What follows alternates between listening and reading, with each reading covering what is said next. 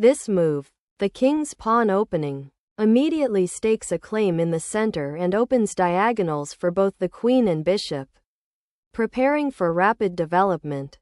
This move initiates the Sicilian defense, Black's most popular and theoretically rich response, immediately creating an unbalanced pawn structure and fighting for central influence on the queenside. This move initiates the Alpine variation of the Sicilian defense, aiming to establish a solid pawn center with d4 in the next move. This move develops a piece actively and prepares to challenge White's central pawn structure, aligning with common principles in the Sicilian defense. This move, 3e5, is a characteristic maneuver in several Sicilian defense variations, aiming to gain space in the center and restrict Black's knight. This move develops the knight to a central square, eyeing the e3 pawn and preparing to contest White's initiative in the center while aiming to reroute the knight if the central pawn structure changes. This move develops a knight towards the center, preparing to castle and control key central squares while potentially preparing for d4. Developing the knight to c6 prepares to challenge White's advanced e5 pawn and reinforces control of the central squares, aligning with common Sicilian Alpine principles. This knight move on the rim aims to support the advance of the c-pawn and prepare for the eventual d4 push, though it concedes valuable tempo by placing the knight on a less active square. This move prepares to fianchetto the bishop to g7, creating a strong defensive chain and a powerful long-term outpost on the long diagonal. This move develops the kingside pawn structure, preparing to fianchetto the bishop to g2 and control the long diagonal while supporting a potential kingside attack. This move develops the bishop to a strong diagonal, preparing to castle and controlling the key dark squares in the center. This move develops the bishop to its natural outpost on g2, reinforcing the central pawn structure and preparing to castle kingside, consistent with fianchetto structures often seen in the King's Indian attack or certain Sicilian variations. This move continues to develop the knight, rerouting it towards the queenside where it can potentially challenge White's central control or support a queenside pawn advance. This move prepares to castle queenside and connect the rooks, potentially opening the e-file for further central play. Black correctly castles kingside, securing their king and preparing to connect the rooks for future action on the open files that may arise. Castling kingside creates a safe haven for the king and connects the rooks, preparing them for active deployment along open files. Black chooses a typical move in this structure, aiming to solidify the center and prepare for potential pawn breaks with e5 or d5. This central pawn push aims to open lines and challenge Black's king's side development, a common strategic idea in such Sicilian structures to gain space and activity. This capture resolves White's central pawn tension and opens the c-file for White's rook, aiming to exploit the semi-open file for future pressure on Black's queenside. This recapture opens the c-file for White's rook and develops the pawn structure towards the center, continuing the fight for central space initiated earlier. Developing the bishop to g4 directly challenges White's knight and pins it to the queen, aiming to disrupt White's central pawn structure and potentially gain a tempo if White must address the pin. This move repositions the rook to the open d-file, supporting a potential d5 pawn push and preparing for future central control or pressure along the file. This move develops the knight to a more active square, reinforcing the central pawn push and preparing to potentially challenge White's knight on f3 or support a future pawn break in the center. This move repositions the queen to a central, active square, aiming to exploit the opponent's slightly undeveloped queenside and potentially create attacking chances on the kingside after further preparation. This move strategically repositions the bishop to a more active diagonal, eyeing white's central pawn and potentially preparing to challenge the strong white knight on d1. This retreat of the queen from e4 to e1 aims to reposition the queen defensively and potentially prepare for a queenside expansion or regrouping, whilst avoiding tactical complications and allowing development. This move develops the bishop to a more active diagonal, aiming to pressure white's queenside and prepare for potential piece exchanges that could relieve black's cramped position. The queen's retreat to e4 aims to regain control of the d5 square and prepare for a potential kingside attack while keeping the option of maneuvering on the kingside open.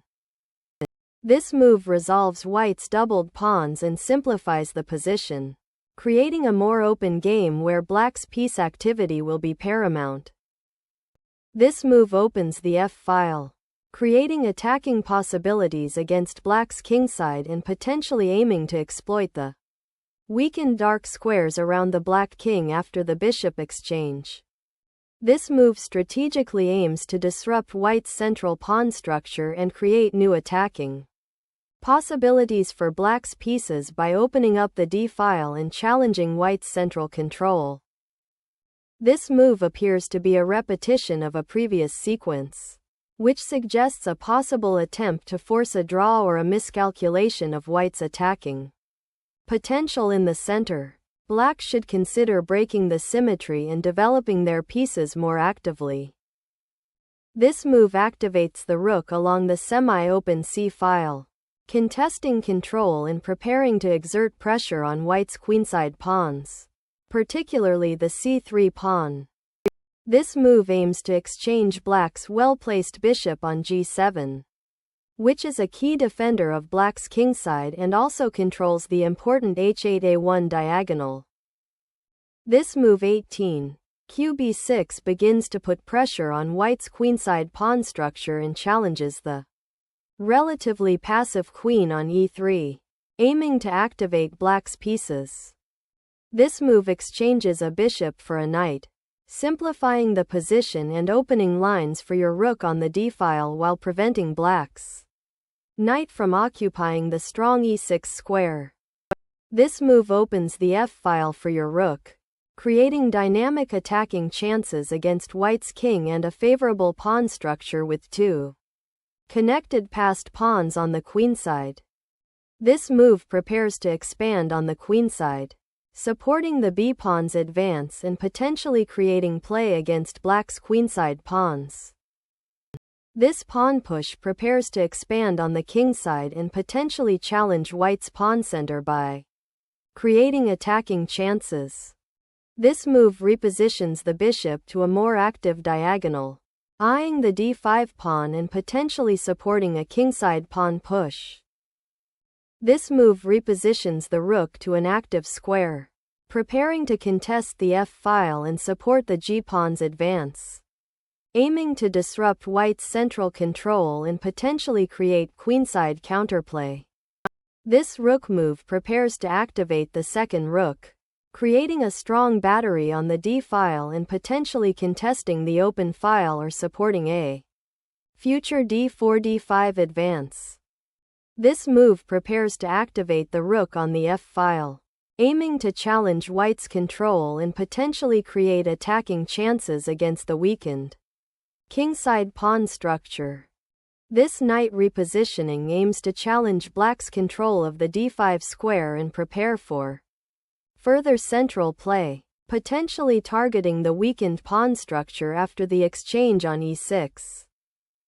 This pawn move defensively reinforces the g-file and prepares for potential pawn advances, though it slightly weakens the light squares around the king.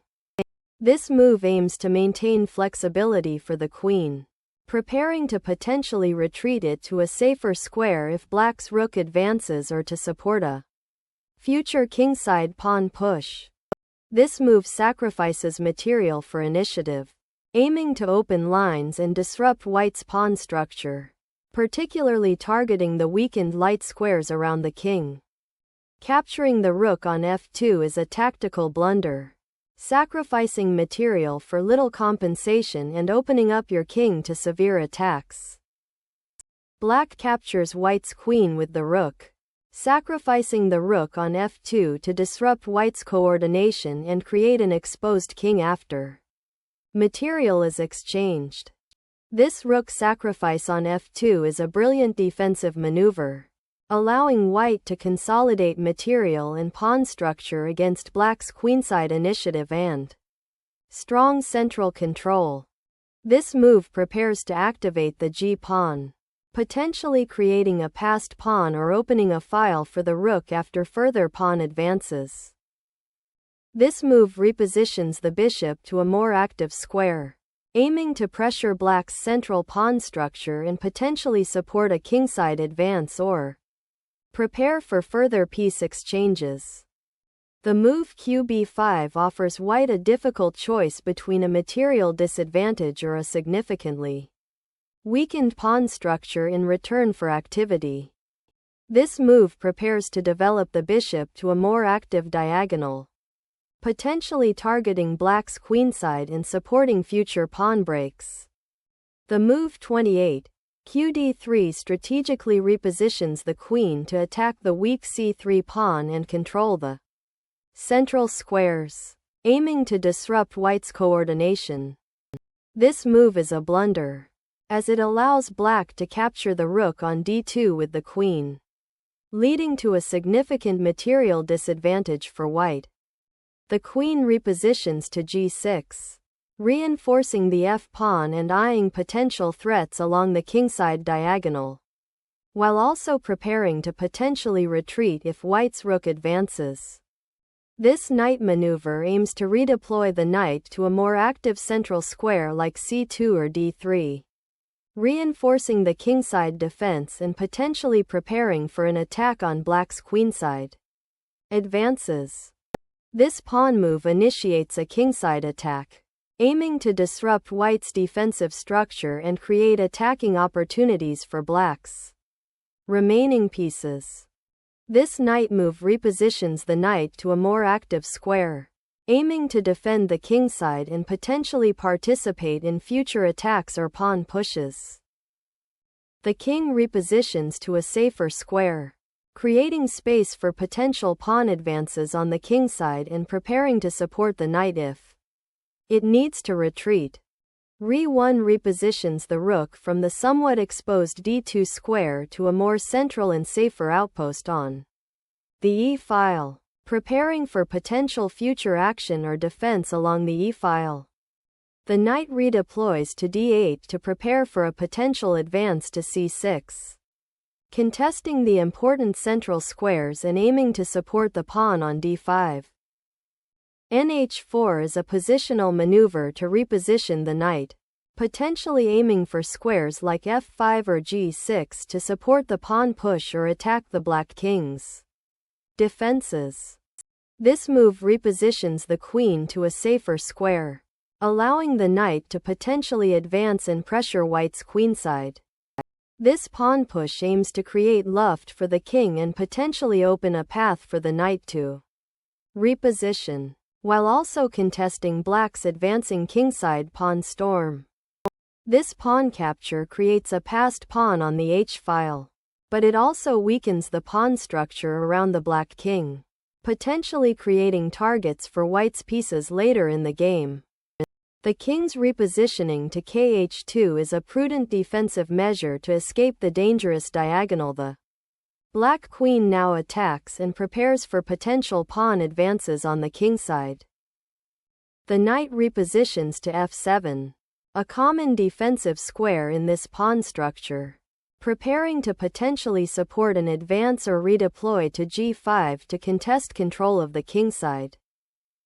This capture opens the h-file, creating immediate tactical possibilities and forcing a reassessment of black's king safety given the advanced pawn structure. This move repositions the bishop to a more active diagonal and prepares for potential pawn pushes or attacks on the kingside, creating tactical opportunities. White prepares to double rooks on the c-file, aiming to exert pressure on black's queenside and potentially create attacking chances against the king.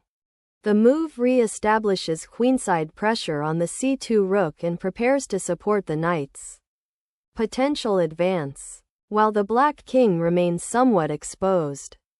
This move activates the rook on f1, aiming to control the open f-file and potentially coordinate with the knight on e1 to pressure black's king or create tactical opportunities along the central files.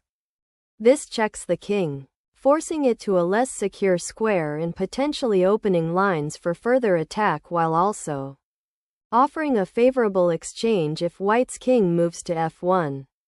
Black's king is exposed after the pawn grab, and white's king must retreat to safety to avoid further checks and potential mating threats.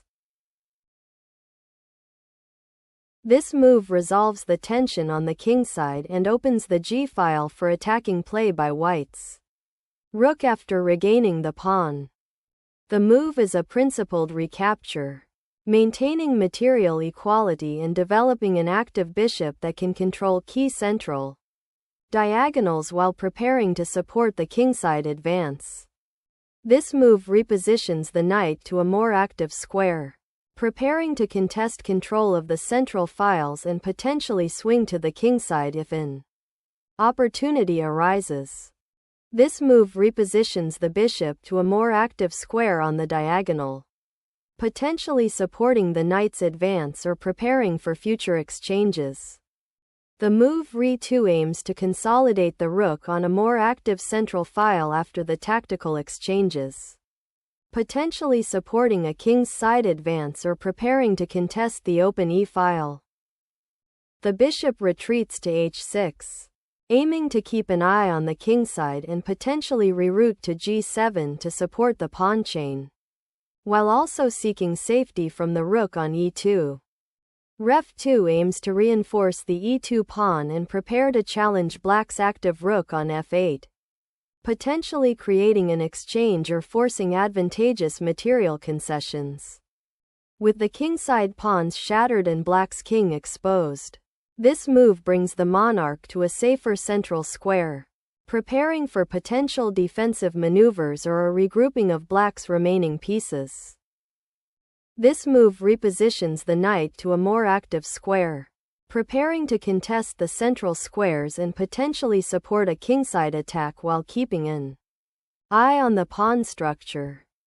Black captures the pawn on d4, aiming to activate the queen and potentially create an open file on the d-file should white recapture with the knight. This move activates the rook to an open file, threatening the pinned knight and potentially creating new attacking avenues on the kingside.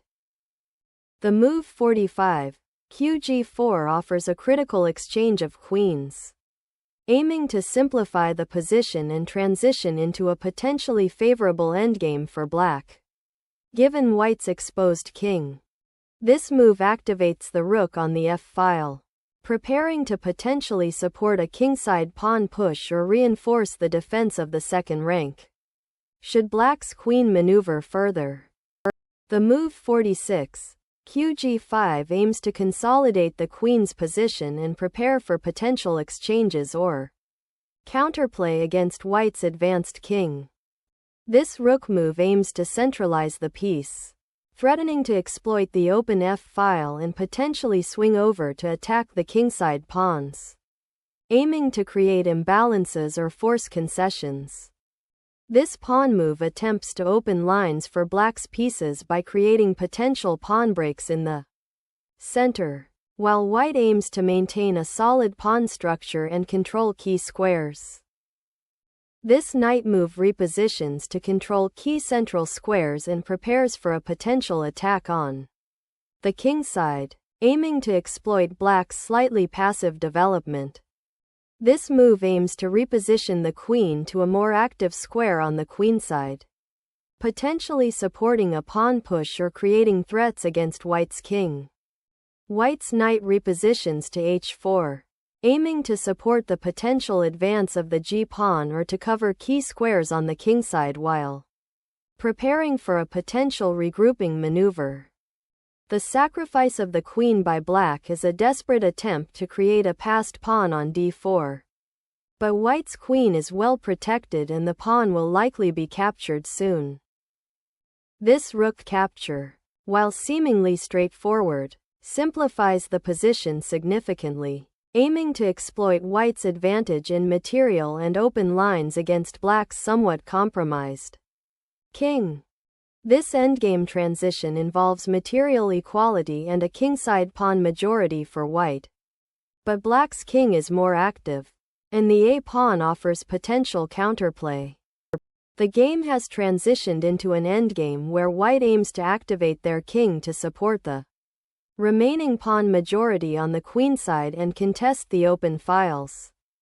This move activates the passed pawn, forcing white to commit their king to defending it and potentially opening lines for black's remaining pieces.